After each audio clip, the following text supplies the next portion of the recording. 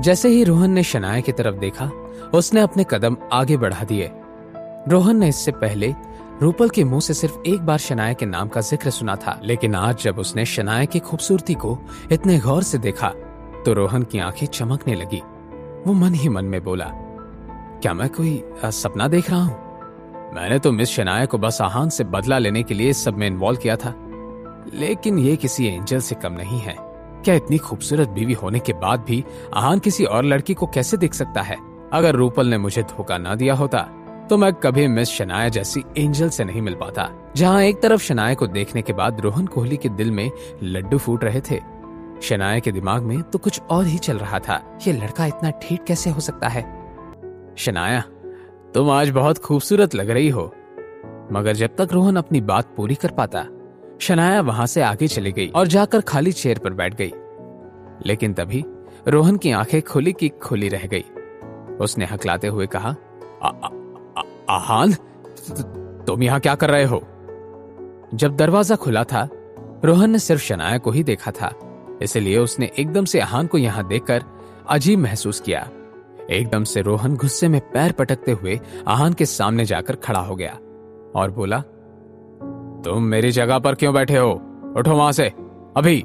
रोहन जब उसकी तरफ घूर घूर कर देख रहा था, आहान ने कोई परवाह किए बगैर जवाब के बदले उल्टा सवाल कर दिया, क्या इस कुर्सी पर तुम्हारा नाम लिखा हुआ है रोहन? तुम?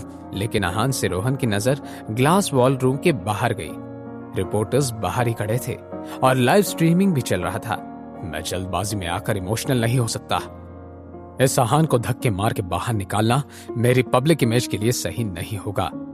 दूसरी तरफ जब ये लाइव स्ट्रीमिंग हो रहा था, लोगों ने लगातार कमेंट्स करना शुरू किए, ये आदमी कितने मोटी चमड़ी का है, शर्म नाम की चीज तो इसमें कोई है ही नहीं।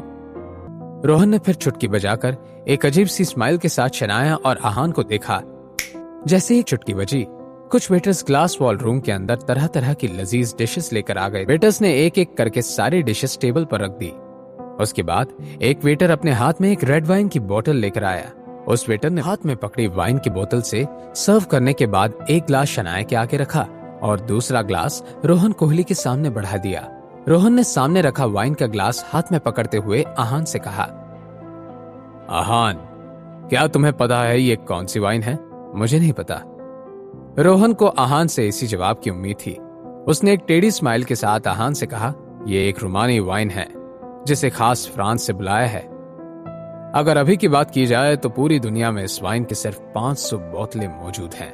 आहान, तुम बहुत लकी हो, तुमने रोमानी वाइन की ये बोतल अपनी आंखों से देख ली है। आहान को इस रेड वाइन के ग्लासेस का क्या ही इंपॉर्टेंस हो सकता था।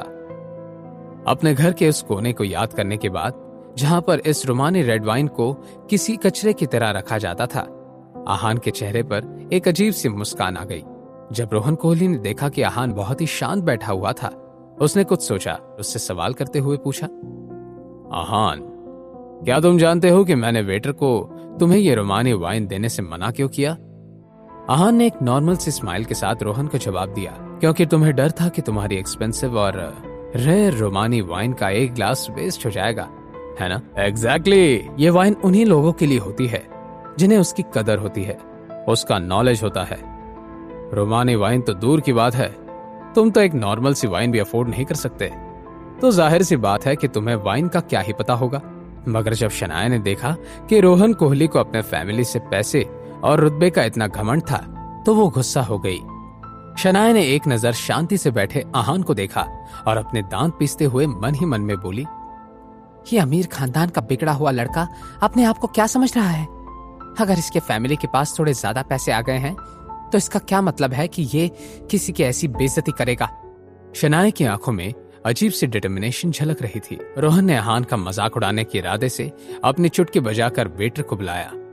रोहन ने फिर आहान की तरफ देखकर कहा, इस आहान के लिए वो लोकल बियर लेकर आओ, ज्यादा महंगी वाली मत लाना, ये आहान सस्ती वाली बियर ही पीता होगा, इतने महंगे ब्रांड्स हजम नहीं होंगे इसे।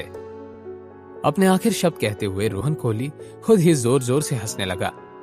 वेटर्स भी आहान की तरफ थोड़ी अजीब नजरों से देखने लगे और ग्लास वॉल रूम से बाहर जाने लगे। तभी शनाया ने उन्हें आवाज लगाते हुए कहा, रुकिए, मेरी एक बात सुनिए। शनाया अब क्या करने वाली थी? क्या शनाया के इन सब में इंटरफेयर करने की वजह से आहान का प्लान बिगड़ने वाला था? आहान का क्या प्लान था? जानने के लिए देखिए अगला एपिसोड सिर्फ पॉकेट एफएम के यूट्यूब चैनल पर। और सीक्रेट अबीरजादा के सारे एपिसोड्स को सुनने के लिए डिस्क्रिप्शन में दी हुई लिंक से डाउनलोड कीजिए पॉकेट एफएम ऐप।